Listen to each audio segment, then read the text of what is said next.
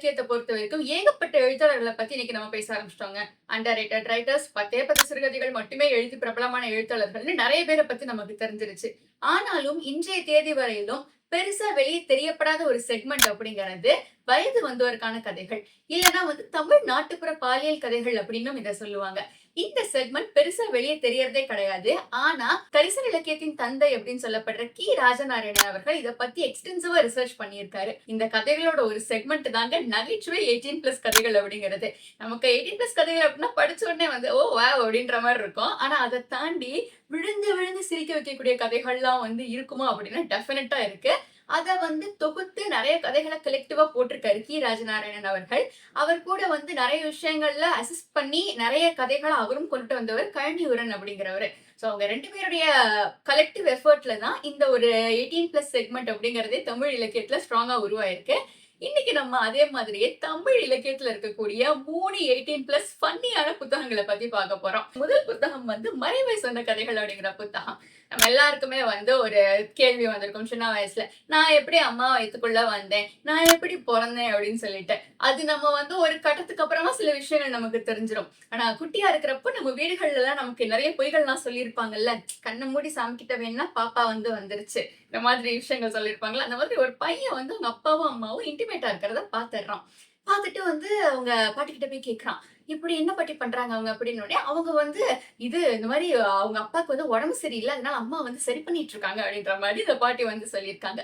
கொஞ்ச நாள் கழிச்சு இந்த குழந்தைக்கு இன்னொரு டவுட் வருது, நான் எப்படி அம்மா வயித்துக்குள்ள வந்தேன், நான் எப்படி இந்த உலகத்துக்குள்ள பிறந்தேன் அப்படின்னு சொல்லிட்டு. ஏன்னா அது ஒரு கிராமம், சுத்தி இருக்கிறவங்க எல்லாம் பேசுறத வச்சு இந்த சின்ன குழந்தைங்களா அதை தெரிஞ்சுக்கும்ல. அந்த மாதிரி கேட்கறப்ப ஒரு பருந்து வானத்துல பறந்து போய்கிட்டு இருக்கப்ப ஒன்ன தூக்கிட்டு அம்மா மடியில போட்டு போயிடுச்சு. அப்படிதான் நீ அம்மா வயித்துக்குள்ள போன, அப்படிதான் கொஞ்சம் மாசம் நீ கழிச்சு வெளியே அப்படின்னு சொல்லியிருக்காங்க. அந்த குழந்தை இதெல்லாம் உண்மையிலே நம்பி இருக்கு. இன்னொரு சமயத்துல அம்மாவுக்கு உடம்பு சரியில்லை, அப்பா சரி பண்ணிக்கிட்டு இருக்காரு அப்படின்னும் சொல்லியிருந்திருக்காங்க. பக்கத்து வீட்டுல ஒரு மரணம் நிகழ்ந்திருது, ஒருத்தவங்க இறந்து போயிடுறாங்க. போய் எல்லாருமே உட்காந்து அழுதுட்டு இருப்பாங்க. அப்ப அந்த சின்ன குழந்தைய அங்க போகுது. இந்த பையன் அங்க போயிட்டு, என்ன ஏன் எல்லாரும் அழுதுறீங்க அப்படின்னா, அவர் இறந்து போயிட்டாருங்க, இனிமே திரும்பி வரமாட்டாங்க. அதெல்லாம் இல்ல, எங்க அப்பா அம்மா எல்லாம் அப்படிலாம் அதெல்லாம் வைத்தியம் எல்லாம் பார்ப்பாங்க, அவங்களுக்கு திரும்பி வருவாங்க அப்படின்னு எல்லாருமே வினோதமா பார்ப்பாங்க. உங்க அப்பா அம்மாவுக்கு செத்து போனவங்கள உயிரோட கொண்டாட தெரியுமா அப்படின்ட்டு. உடனே இந்த குழந்தை வேகமா சொல்லும், நான் பாட்டிட்ட கேட்டேன், எனக்கு பாட்டி என்கிட்ட சொன்னாங்க, அம்மாக்கு உடம்பு சரியில்லாம இருக்கப்ப அப்பா சரி பண்ணுவாங்க அப்படின்னும், அப்பாக்கு உடம்பு சரியில்லாம இருக்கப்ப அம்மா சரி பண்ணுவாங்க அப்படின்னும். சுத்தி இருக்கிற எல்லாருக்குமே டக்குனு புரிஞ்சிடும், ஐயோ இவங்க என்னமோ ஒண்ணு மறைக்கிறதுக்காக சொல்லியிருக்காங்க, இந்த குழந்தை அதை உண்மை நம்பிடுச்சு அப்படின்னு சொல்லிட்டு. பட் இதுதான் அந்த காலத்துல இந்த கதைகள்லாம் இப்படித்தான் ஆரம்பிச்சிருக்கு. சில விஷயங்கள் இலைமறை காய் அப்படின்னு சொல்லுவாங்க இல்லைங்களா, தெரியணும் தெரியாம இருக்கணும் அப்படின்ட்டு. சோ அது எக்ஸ்பிளிசிட்டா அந்த குழந்தைகிட்ட சொல்ல முடியாது அப்படிங்கறதுனால அவங்க இந்த மாதிரி பூசி மொழிகி சொல்லியிருக்காங்க. ஒரு கட்டத்துல அந்த துக்க வீட்டுல எல்லாருமே விழுந்து விழுந்து இதை கேட்டு சிரிக்க ஆரம்பிச்சிருவாங்க அப்படின்ற மாதிரி இந்த கதை முடியும். 2வது கதை என்னன்னா, ஒரு நாள் நைட்டு ஒரு கப்பலுக்கு கல்யாணம் ஆகுது. சோ அன்னைக்கு நைட்டு அந்த பொண்ணும் பையனும் ரூம்குள்ள போறாங்க. அந்த பையன் நல்லா வாசனையா இருக்கட்டுமே அப்படின்னு சொல்லிட்டு அத்தர் பெர்ஃபியூம் இருக்கும் இல்லைங்களா, அதை எடுத்து அந்த பொண்ணு மேல ஃபுல்லா தெளிக்க ஆரம்பிச்சிடுறாரு. அந்த பொண்ணு கிட்ட முன்னாடியே உள்ள சொல்லி அனுப்பியிருப்பாங்க, இந்த மாதிரி இப்படி இப்படிலாம் இருக்கும். லைக் தெளிவா என்னன்னு சொல்லியிருக்க மாட்டாங்க. சில சமயங்கள் கொஞ்சம் கஷ்டமா இருக்கும். பட் அந்த ஒரு விஷயம் சொல்லுவாங்கல்ல, வலிச்சா நீ பொறுத்துக்கணும், நீ எதுவும் தப்பா பேசக்கூடாது, எதிர்த்து பேசக்கூடாது அப்படின்ட்டு.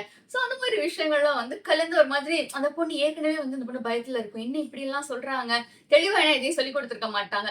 அந்த காலத்திலயுமே எல்லாம் போக போக தெரிஞ்சுக்குவாங்க அப்படிங்கிற மாதிரி ஒரு திங்கிங் தான் இருந்திருக்கும். இந்த பொண்ணு ஏற்கனவே பயங்கர குழப்பத்திலையும் பயத்திலையும் இருக்கும். அவன் வேற போட்டு அத்தரை ஃபுல்லா தெளிக்க ஆரம்பிச்சிருவான். அந்த பையன் அங்கிட்டு இங்கிட்டு தெளிக்கிறப்ப அந்த பொண்ணு கண்ணுல போயிடும். அந்த பொண்ணு கத்த ஆரம்பிச்சிடும், ஐயோ என் கண்ணீர் இது, என் கண்ணீர் இது அப்படின்ட்டு.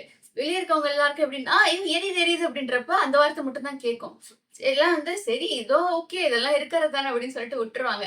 அவனுக்கு என்ன பண்றதுன்னே தெரியாது. ஐயோ தெரியாம கண்ணு தெளிச்சு விட்டுட்டேனே, ஏதாச்சும் ஆயிரமா அப்படின்னு யோசிச்சுட்டு இருக்கப்ப அந்த பிள்ளை தெரிச்சு வெளியே ஓடி வந்துடும். ஐயோ என் கண்ணு எரியுது பாருங்க பாருங்க அப்படின்ட்டு. சுத்தி இருக்கவங்க எல்லாம் அந்த பையனை பார்த்து கேட்பாங்க, கண்ணு எரியுதுன்ட்டு வெளியே ஓடி வருது, அது கண்ணுல போய் என்ன பண்ணிட்டு இருந்த நீ அப்படின்ற மாதிரி கேட்பாங்க. கடைசியில இந்த பையன் இல்ல இல்லங்க நான் ஒரு ஆர்வ விதத்துல அத்தரை தெளிச்சிட்டேன் அப்படின்னு சொல்லவும், ரொம்ப முக்கியமா அதாவது கேட்டுற போற அப்படின்னு சொல்லி எல்லாருமே திட்டி அவங்கள ரூமுக்குள்ள அனுப்பி வச்சுட்டதான் ஒரு கதை உண்டு. அதாவது எல்லாருமே ஒரு மாதிரி ரொம்ப பயந்துருப்பாங்க, என்ன இந்த பொண்ணு இப்படி கத்திட்டே வெளியோடுறது, என்ன ஆச்சுன்னு பதட்டப்பட்டிருப்பாங்க. கடைசியில பார்த்தா அத்தரை தெளிச்சு விளையாடி இருக்கேன் அப்படின்னு சொல்லிட்டு அந்த கூட்டம் கலைஞ்சு போயிட்டுது அப்படின்ற மாதிரி இந்த கதை முடியும். அடுத்தது ஒரு கதை அர்ஜுனன் இருக்காரு இல்லைங்களா, அர்ஜுனனுக்கு வந்து மகாபாரதத்துல வர்ற ஒரு கேரக்டர் அர்ஜுனன் அப்படிங்கிறவர். அவருக்கு வந்து ஏகப்பட்ட மனைவிகள் இருக்கிறதா சொல்லுவாங்க. நெறைய பெண்கள் கூட அவர் இருந்திருக்காரு அப்படின்னு சொல்லுவாங்க. ஒரு பழமொழி கூட போட்டிருப்பாங்க. "ஆத்து மண்லயும் அந்த அர்ஜுனனுடைய மனைவிகளையும் எண்ணவே முடியாது" அப்படிங்கிற மாரி அந்த காலத்துல ஒரு பேச்சு வழக்கு இருந்திருக்கு அப்படின்னும் இந்த இந்த கதையில வந்து மென்ஷன் பண்ணியிருப்பாங்க. அவருக்கு வந்து ஏகப்பட்ட பெண்கள் அவர் அவர் மேல ரொம்ப அன்பா, காதலா இருக்கிறதுனால, சரி அவரும் வந்து சந்தோஷமா தான் இருந்திருப்பாரு. ஒரு தடவ அவர் வந்து மேல் உலகத்துக்கு போயிருக்காரு. இந்திரன் அவர்களெல்லாம் பார்த்துட்டு வர்றதுக்காக. அப்ப வந்து ஏகப்பட்ட பெண்கள் அவர சுத்தி வந்திருக்காங்க. பட் அந்த ஒரு இதுல வந்து நீங்க வந்து பூமியில இருக்கிற யார வேணாலும் நீங்க இருக்கலாம். பட் நீங்க மேலுலகத்துக்கு வந்துட்டீங்கன்னா, அதெல்லாம் பண்ணக்கூடாது அப்படின்னு சொல்லி ஸ்ட்ரிக்ட்டான ரூல்ஸ் எல்லாம் இருந்திருக்கும். அர்ஜுனனும் வந்து அதனால யாருக்குமே வந்து புடியே குடுக்காம சிரிச்சுக்கிட்டே அவர் பாட்டுக்கு வந்து நகன்றுவாரு. அப்ப வந்து ஊர்வஷி அப்படிங்கிறவங்க நம்ம எல்லாருமே அவங்க பேர் கேள்விப்பட்டிருப்போம். அவங்களுக்கு மட்டும் என்ன நம்ம வந்து இவ்வளவு தூரம் இவன் வந்து வேணும்னு கேட்கிறோம். இவன் வந்து என்ன இப்படி போறான் அப்படின்னு சொல்லிட்டு, அர்ஜுனன் திருப்பி வந்து நம்ம பூமிக்கு வந்தப்ப அவங்களும் நம்ம பின்னாடியே வந்துட்டதாகவும், அப்ப அவங்க பின்னாடி வந்தப்ப வெத்தல பாக்கு போடுவோம் இல்லைங்களா? அந்த வெற்றிலைய வந்து அவங்க மறைச்சு வச்சு எடுத்துட்டு வந்ததாகவும், அதன் மூலமா தான் நம்ம பூமிக்குள்ள வந்து வெத்தல வந்து வந்தது. வெத்தலையோட ஸ்மெல்லுக்கும் வந்து இந்த மாதிரியான 18+ விஷயங்களுக்கும் ஒரு ஸ்ட்ராங்கான கனெக்ட் உண்டு அப்படின்னு நாட்டுப்புற கதைகள்ல வந்து இந்த இந்த கதை மட்டும் இல்ல. இதுக்கு முன்னாடி இருக்கிற சில கதைகள்லயுமே சொல்லியிருப்பாங்க. அந்த முக்கியமான நேரத்துல வந்து வெத்தல பாக்கு குடுக்கறதுக்கான காரணம் என்ன அப்படிங்கிறப்ப, அது வந்து ஒரு மாரி ஒரு ஒரு மூட லைட்டன் பண்ற மாரி, ஒரு செட்டப் பண்ற மாதிரி அது அப்படின்ற மாரி சொல்லியிருப்பாங்க. ஆனா நெட்ல வந்து இந்த ஒரு விஷயத்த பத்தி தேடி பார்க்கிறப்ப ஏகப்பட்ட கதைகள்லாம் வந்ததுங்க. இந்த ஒரு பர்ட்டிகுலர் வெத்தலைக்கு மட்டும். இதுதான் முதல் புத்தகம். இந்த புத்தகத்துல வந்து இது அல்லாது இன்னும் ஒரு 15, 16 கதைகள்லாம் வேற இருக்கு. 2வதா சொல்லப்போற புத்தகம் வந்து தமிழ் நாட்டுப்புற பாலியல் கதைகள் அப்படிங்கிற புத்தகம். நம்ம ரீசென்ட்டா நம்மள Instagramல நீங்க ஃபாலோ பண்றீங்கன்னா, ஒரு இதுவரைக்குமே வந்து விடை தெரியாத புதிர் அப்படின்னு சொல்லிட்டு ஒரு புதிர பத்தி நான் சொல்லியிருப்பேன். விக்ரமாதித்தன் வேதாளம் கதை அது. அதாவது நமக்கு கேள்விப்பட்டிருப்போம். விக்ரமாதித்தன் வந்து வேதாளத்த தோள்ல தூக்கி போட்டு போவாரு. அது வந்து ஒரு ஒரு கதையா வந்து சொல்லும். கதைக்கு வந்து சரியான பதில சொல்லிட்டீங்கன்னா, திருப்பி முருங்க மரத்துக்கே போயிரும். தப்பான பதில சொல்லிட்டாங்கன்னா, மண்டை வெடிச்சு செத்து போயிருவாங்க அப்படின்னு. அதுதான் வந்து அந்த கதைகளுக்கெல்லாம் அடிப்படை.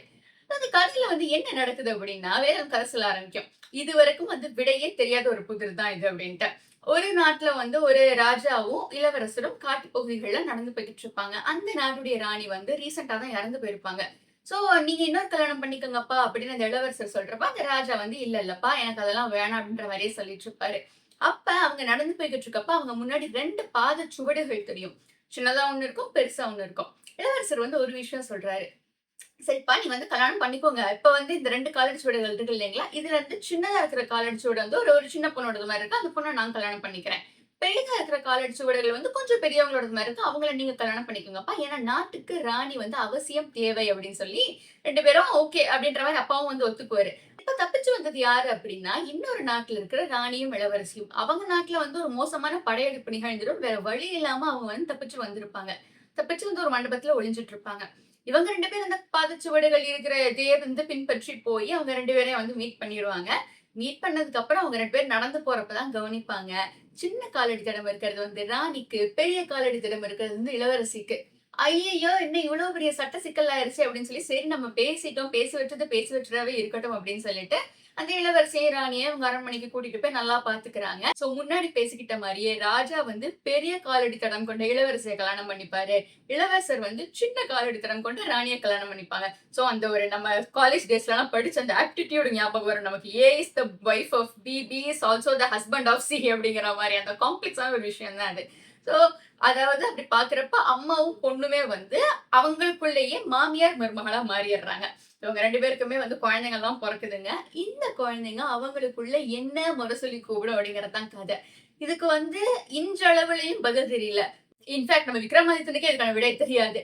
இந்த மாதிரி வந்து ஏதாவது வினோதமான உறவுமுறைகளுக்குள்ள இருக்கிற கதைகள்லாம் நெறைய இருக்கும். இன்னைக்கு வந்து அந்த சில வெப்சைட்ஸ்லாம் போய் பார்க்கிறப்ப லைக் ஒரு வினோதமான கதைகள்லாம் இருக்கும்ல, அதுக்கெல்லாம் வந்து முன்னோடியா இருக்கும் இந்த கதைகள். இந்த கதைகள பின்பற்றி தான் வருங்காலத்துல எல்லாரும் எழுதப் போறாங்க பாருங்க அப்படின்லாம் வேற சொல்லியிருப்பாங்க. அடுத்ததா இந்த புத்தகத்துல இருந்து நான் சொல்லப் போற கதை வந்து ஒரு ஒரு கள்ள உறவ பற்றிய கதை.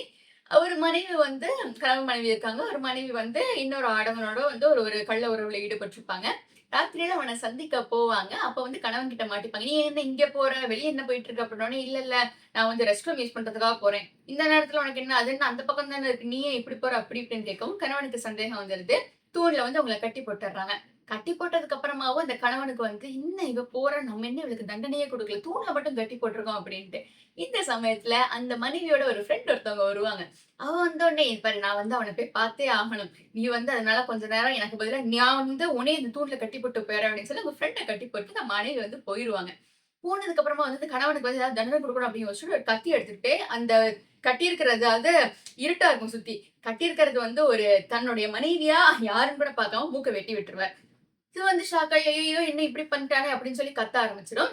அடுத்தபடியா வந்து அவங்க வந்து அந்த மனைவி வந்து அவங்கள போய் சந்திச்சுட்டு திரும்பி வந்து பார்க்குறப்ப, "ஐயய்யோ! என்ன இப்படி ஆயிடுச்சு? சரி, சரி பார்த்துக்கலாம்" அப்படின்னு சொல்லி அவங்கள அனுப்பி வச்சுருவாங்க. காலையில வந்து இந்த மாரி கட்டிப்போட்டுருக்கப்ப அவங்க வந்து மூக்கு கிட்ட இப்படி கைய வச்சு வந்து மறைச்சுப்பாங்க.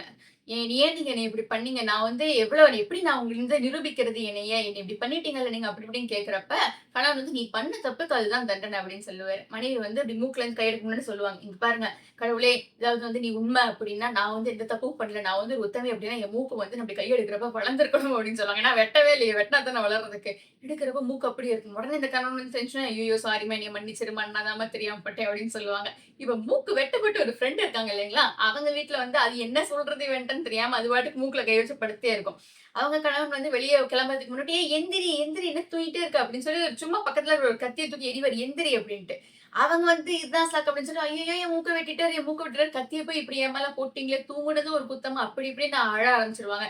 உடனே டாக்டர்ட்டலாம் கூட்டிட்டு போய் கடைசியா அந்த மூக்க வந்து அவங்களால சேர்க்க முடியாது அவங்களுடைய முகத்துல. ஆனாலும் அவங்க அதுக்கப்புறமும் இந்த மனைவியுடைய காதலுக்கு தூது போய்க்கிட்டு இருந்தாங்க அப்படின்ற மாரி கதை முடியும். அதாவது இந்த மாரி விஷயங்கள்லாம் வந்து எப்படி அந்த காலத்துல சமாளிச்சிருக்காங்க அப்படின்னு ரொம்ப இன்ட்ரஸ்டிங்கா சொல்லியிருப்பாங்க. இதெல்லாமே வந்து இந்த காலத்துக்கு இந்த மாதிரியான விஷயங்கள் தவறு தான். ஏன்னா வந்து ஒருத்தவங்களுக்கு உண்மையா இருக்க முடியல அப்படின்னா, that is no use. Uh that's what I believe. ஏன்னா 2 சைட்லயுமே வந்து அந்த உண்மை, நேர்மை அப்படிங்கிறது இல்லன்னா, அந்த ஒரு விஷயம் வந்து ப்ராப்பரா வொர்க் ஆகாது. பட் அந்த காலத்துல இது வந்து நக்கல் நையாண்டியோட கலந்து பயங்கரமா எழுதியிருப்பாங்க. இந்த புத்தகம் நடிகையிலே வந்து இந்த மாதிரி இருக்கிற விஷயங்கள் கொஞ்சம் ஜாஸ்தியாவே இருக்கும். அதாவது வந்து எப்படி வந்து ஒரு ஆண் வந்து இந்த மாதிரி விஷயங்கள் எல்லாம் வந்து ரியலைஸ் பண்ண ஆரம்பிக்கிறாரு, எப்படி ஒரு பெண் ரியலைஸ் பண்ண ஆரம்பிக்கிறாங்க. ஏன்னா இது வந்து கம்ப்ளீட்லி 2மே வந்து போல்ஸ் அபார்ட். இல்ல வந்து கேஷுவலா நெறைய விஷயங்கள் பேசிக்கிட்டாலும், அவங்கவங்க மனசுல 1000 சந்தேகங்கள், பயங்கள்லாம் இருக்கும் இல்லைங்களா? ஸோ அதெல்லாம் தீர்த்து வைக்கிற மாதிரி வந்து யாராவது ஒருத்தவங்ககிட்ட போய் அவங்க கேட்பாங்க. இந்த மாரி இந்த கெட்ட வார்த்தைகள், இந்த மாரி விஷயங்களெல்லாம் வந்து தெரிஞ்சு வச்சுக்கிட்டே வந்து ஊருக்குள்ள ஆளுங்களா இருப்பாங்களாம். இந்த மாரி வார்த்தைகள், இந்த மாதிரி விரசமான கதைகள், அதெல்லாம் வந்து கேட்கறதே அவங்களுக்கு வந்து அவ்வளோ சந்தோஷமா இருக்கும். அந்த சுத்தி இருக்கிற அந்த கூட்டத்துல வந்து ஆண்கள், பெண்கள் 2 பேருமே இருப்பாங்க. அந்த கதைகளுக்கு ஏத்த மாரி கமெண்ட் எல்லாம் பாஸ் பண்ணி, அவ்வளவு சகஜமா அவங்க பழகியிருக்காங்க அப்படிங்கிறது வந்து புத்தகம் நடிகையுமே வந்து அழகா தெளிவா சொல்லியிருப்பாங்க. நான் 3வது சொல்லப்போற புத்தகம் வந்து நம்ம சேனல்ல ஏற்கனவே நம்ம பேசியிருக்கோம். வயது வந்தோருக்கு மட்டும் அப்படிங்கிற புத்தகம். ஒரு ஃபேண்டஸி அப்படிங்கிற ஒரு விஷயம் இருக்கு இல்லைங்களா? அதாவது வந்து ஒருத்தவங்களுக்கு வந்து ஒரு 2 வெஜைனா இருந்தா எப்படி இருக்கும்? 4 பிரஸ்ட் இருந்தா எப்படி இருக்கும்? 2 பீனிஸ் இருந்தா எப்படி இருக்கும்? இந்த மாதிரி கற்பனைகள்ல மட்டுமே கேள்விப்பட்ட விஷயங்கள் எல்லாம் வந்து அந்த புத்தகம் நடிகையில ரொம்ப ஃபன்னியா சொல்லியிருப்பாங்க. ஏன்னா, இத வந்து "ஐயய்யோ! என்ன இப்படி இருக்கே?" அப்படின்னு யோசிக்கிறப்ப சுத்தி இருக்கவங்களுக்கெல்லாம், "ஏய் என்ன இவனுக்கு அப்படி இருக்கு?" அதாவது அத வந்து ஒரு பெரிய விஷயமாக்கி உருண்டெடுக்க தண்டரா போட்டு அதனால அந்த குறிப்பிட்ட மனிதர்கள் ஏகப்பட்ட பிரச்சனைகளை எல்லாம் ஃபேஸ் பண்ணி அண்ட் இன்னொன்னு வந்து ஒரு 2 டெர்ம்ஸ் இருக்கு இங்கிலீஷ்ல. ஃபேண்டஸின்னு ஒரு டெர்ம், ஃபெட்டிஷ்ன்னு ஒரு டெர்ம் இருக்கு. சில விஷயங்கள் வந்து நான் வந்து இப்படி ஒரு ஒரு செட் ஆஃப் ஒரு எக்ஸ்பெக்டேஷன்ஸ்ன்னு நம்ம சொல்லலாம். ஒரு செட் ஆஃப் இது இருக்கும். இப்படி இருக்கணும். அதாவது அந்த வரப்போற அந்த ஆணும், பெண்ணும் இன்ன நிறத்துல இருக்கணும், இன்ன உயரத்துல இருக்கணும், இன்ன எடையில இருக்கணும்லாம் இதெல்லாம் இந்த காலத்துல வந்து ஆசைப்படுறாங்க. பட் அந்த காலத்துல வந்து எனக்கு வந்து வரப்போற பெண் வந்து 4 பிரஸ்ட் இருக்கணும் அவளுக்கு. ஏன்னா 2 மட்டும் எனக்கு பத்தாது. 2 வெஜைனா இருக்கணும். ஏன்னா எனக்கு 1 பத்தாது. ஸோ இந்த மாதிரியான விஷயங்கள்லாம் யோசிக்கிற ஆளுங்க, கடைசியில அத நிறைவேத்துனாங்களா? ஏன்னா அவங்கலாம் வந்து ஒரு கொள்கையோட இருப்பாங்க வாழ்க்கையில. வாழ்க்கைக்கு முக்கியம் கொள்கை இல்லைங்களா? இந்த கொள்கையோட இருப்பாங்க. நான் வந்து இந்த மாதிரி ஒரு ஆள தான் நான் வந்து தேர்ந்தெடுப்பேன் அப்படின்னு சொல்லி ஒரு முடிவுல இருப்பாங்க. கடைசியில வந்து தேர்ந்தெடுத்தாங்களா? இல்லையா? அப்படிங்கிறது தான் வந்து அந்த மில்லியன் டாலர் கொஸ்டின். அதுதான் வந்து இருக்கிறதுலயே ரொம்ப ஃபன்னியான ஒரு விஷயம். அந்த மாதிரி விஷயங்கள்லாம் எப்படி டீல் பண்ணியிருக்காங்க அப்படிங்கிறத வந்து ரொம்ப அழகா சொல்லியிருப்பாங்க. நான் சேனல்ல அந்த வீடியோ நான் தனியாவே ஆக்சுவலி பேசியிருக்கேன். அதுல வந்து கிட்டத்தட்ட அதுல இருந்து ஒரு 7, 8 கதைகள வந்து நான் நடிகையிலுமே சொல்லியிருப்பேன். புத்தகங்கள் எல்லாத்துலயும் ஒரு ஹைலைட் என்ன அப்படின்னா, இந்த புத்தகங்கள்லாம் போடுறப்போ வந்து இந்த மாரி இவ்ளோ காப்பீஸ் வித்து தீரும். ஏன்னா, இது வந்து ஒரு எப்படினாலும் மனிதர்களுக்கு இருக்கிற ஒரு இயல்பு இதெல்லாம். பண்ணாத அப்படின்னா போய் பண்ணு, எட்டி பார்க்காதன்னா பாரு அப்படின்னு சொல்லிட்டு சில விஷயங்கள் வந்து ஒரு மாரி ஃபிக்ஸ் ஆயிருக்கும். இது வந்து போடுறப்ப கண்டிப்பா அதெல்லாம் வித்து தீரும் அப்படின்னு நம்பியிருப்பாங்க.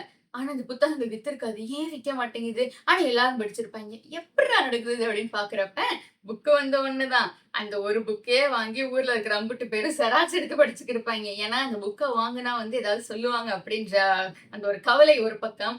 புக் வாங்குற விலைய விட ஜெராக்ஸ் போடுற விலை கம்மி அப்படிங்கிறதுனால, அந்த ஒரு சந்தோஷம் மறுபக்கம் அப்படிங்கிறதுனால தான் புக் வந்து விக்கவே இல்ல. அது கிரணா சார் வந்து சொல்லியிருப்பாங்களா நெறைய பேரு. இந்த மாரி வந்து அடுத்த தடவ போடுறப்ப இந்த முதல் பதிப்போட விலை வந்து இந்த ஜெராக்ஸ் எடுக்கிற விலைய விட நம்ம ஜாஸ்தி வைக்கணும். அப்பதான் நம்ம வந்து இதுல லாபத்த எடுக்க முடியும் அப்படின்லாம் யோசிச்சதா சொல்லுவாங்க. வழி வழியா வந்த கதைகள தொகுக்க வந்து ரொம்ப கஷ்டப்பட்டுருக்காங்க இவங்கலாம். ஏன்னா ஒரு ஒரு கதையும் வந்து இந்த ஓலைச்சுவடிகள்ல எடுத்து, எழுதி அந்த அந்த பனங்காயோட சுவடில தான் வந்து எழுதுவாங்களாம். ஸோ அதனால தான் வந்து இன்று வரையிலும் நெறைய கதைகள நம்மளால உயிர்ப்போட வச்சிருக்க முடியுது. அது மட்டும் இல்லன்னா வந்து ரொம்ப கஷ்டமா இருக்கும். ரொம்ப இதா இருக்கும். அந்த மாரி கதைகளே இல்ல அப்படின்னா, அப்படி ஒரு இலக்கியத்தோட பகுதியே இல்லன்னு ஆயிரும். ஏன்னா எல்லா இலக்கியங்கள்லயுமே இப்படி ஒரு பகுதி இருக்கும். பெரிதாக பேசப்படாத, தொடப்படாத ஒரு பகுதின்னு இருக்கும். ஆனா இந்த பகுதிக்காக அவங்க இவ்வளவு சிரத்தை எடுத்திருக்காங்க அப்படிங்கிறது இந்த புத்தகங்கள்லாம் படிக்கிறப்ப தான் நமக்கு தெரியும். ஏன்னா இது வந்து ரொம்ப ஈஸியா வந்து நம்ம டச் பண்ண மாட்டோம் அப்படிங்கிறதுனால வந்து ஓகே. இது வேண்டாம் அப்படின்னு நம்ம வச்சுருவோம். ஆனா வந்து இதையும் வந்து ஒரு ஒரு இன் டெப்த்தா எடுத்து அலசி எழுதியிருக்காங்க அப்படிங்கிறது வந்து ஒரு ரொம்பவே நல்ல விஷயம் தான். ஸோ அதனால இந்த வீடியோல வந்து இந்த 3 புத்தகங்கள பத்தியும் நான் வந்து கவர் பண்ணணும் அப்படின்னு நெனச்சேன்.